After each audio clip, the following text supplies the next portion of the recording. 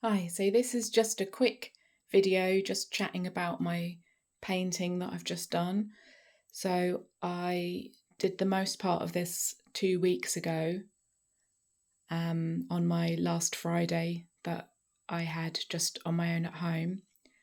And it was a charity shop painting. I got three of them this size. I like the fact that they're square. And I painted it over with kind of blue and green, very dark, and very sort of rich colour. And I painted it put the paint on using a medicine packet, like the cardboard ones. And then when it got to the end, it just felt like that was so much part of the painting that I left it on, and it's kind of in the middle, and then it kind of looked like a shipwreck. So I've got this like horror of shipwrecks, and for me, it also kind of symbolises the unconscious and being brave enough to go down. And so it looked like that, and I was really pleased with it. I knew it needed more because it had a few like white patches coming through. I also stuck some leaves on, some sage leaves. And then this time I mixed up the paint, and I'd written myself some notes. I'd looked up how to mix the paint, and it said blue, add in burnt umber, don't use black because it makes it muddy, add in burnt umber, add in a little bit of red or orange for depth, add green. So I knew I did all of that. And I mixed up even more, so made a bigger quantity, thinking that wouldn't be enough. Then I added loads of medium because I like the way it goes, all kind of like tar. And and then I mixed it. And then when it got to kind of the end, so I covered it up and I made it all, covered everything, and then made it kind of drip down the sides, which I really like, or allowed it to drip down the sides. And then I had mixed it with an old chopstick, and I'd applied the paint this time with a bit of dark green material, wrapping paper. And so when it got to the end, that was all sodden, and I ended up adding that in as well. So that was kind of here. There's also a medication foil, although that's buried under the paint. So then I mixed with the last dregs of the paint, I added quite a bit of medium, which is why it's kind of quite a bit lighter. But I think when it dries, it will kind of merge in a bit more, even more. And I poured it on the top. And I applied I added the chopstick, because I kind of thought it was a wand, and I'd thought about wrapping red thread, a bit like my Tracy Emin collage. And this time I was thinking, no, just do it with paint. And I kind of scratched these lines, almost like stitches. And then I remembered this post I'd seen, and it was something like, I don't know, scruffing or something.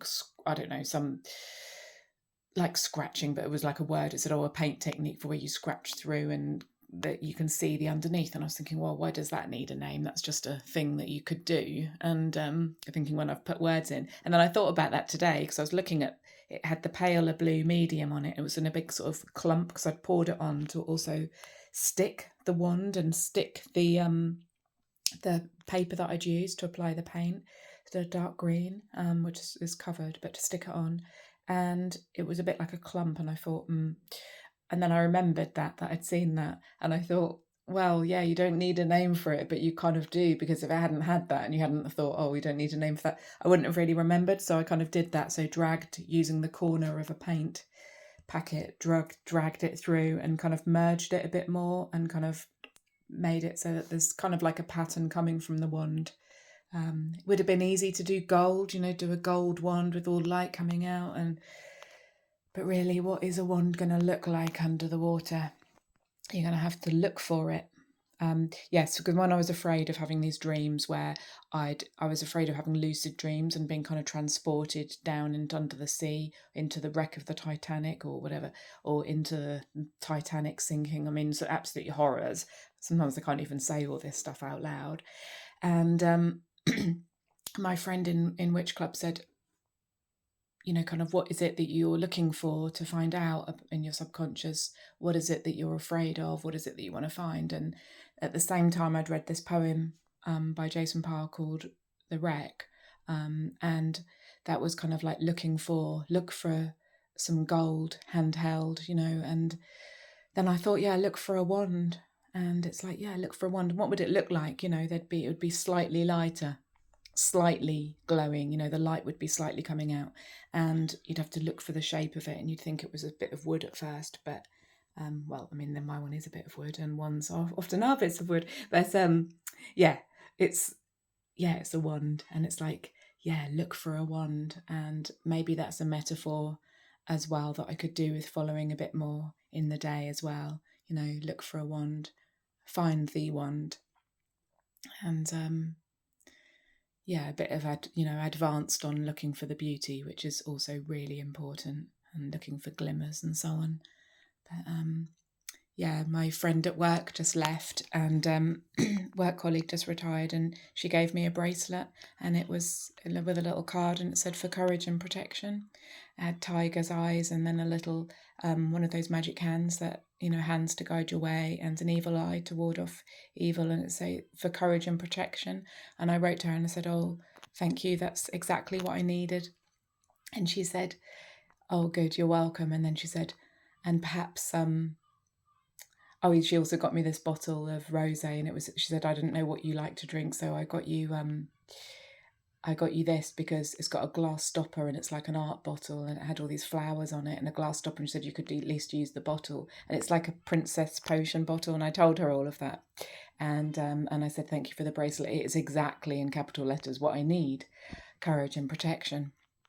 And she said, "Oh, good, you're welcome." And perhaps sometimes, you know, perhaps when you're being warrior Rachel, occasionally you'll think of me. And yeah, it was lovely. So that's what I've been doing today. I've also worked on my homework for my poetry course, and I'm very pleased with what I've done, gathering things. Yeah, I kind of never thought I would really enjoy that, gathering things from different sources, but actually I have gathered things from different sources.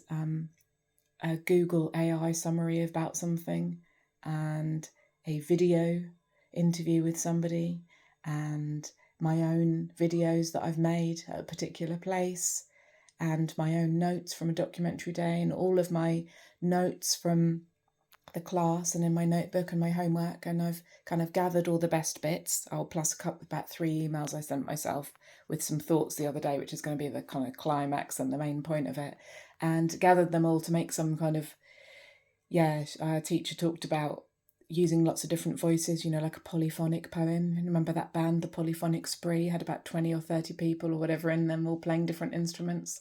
And I don't know, did they have a theremin, or have I just imagined that? Anyway, and make a polyphonic poem. So I haven't made it yet, but I don't need to make it yet. And then my plan is to make it in 10 to 20, because I think 20 is the Instagram maximum. 20 frames where I make a painting, I put the text on page 1 kind of thing, and then I take a photograph, paint over it, put the next page on page 2, and so on, so I can put it on Instagram as a poem, and then I end up with a painting that's finished with no words visible. The words are all in there. I mean, obviously I'm going to keep the poem as well, because we're going to do an anthology, but that's kind of to mix the words and the art. And then this painting in particular, when I made it last week or 2 weeks ago, I had a playlist that was just random, and I had a great big book, like a giant sketchbook, and I wrote down the songs that played, maybe about 12 or something, and I wrote down kind of what I was thinking and feeling while I was doing it, and I went on this whole journey, kind of down to the depths of things. Well, not totally down to the depths, but down into my depths and then up again, and kind of reminding myself things are okay. And this whole sort of journey. And I danced and I listened to the music, and I had a lot of big feelings, and a lot of big feelings came up, and it would be a great joy to me if in some small way that comes across. And even if it doesn't, it kind of does to me. And I really like this. So thanks very much, and see you next week. Bye.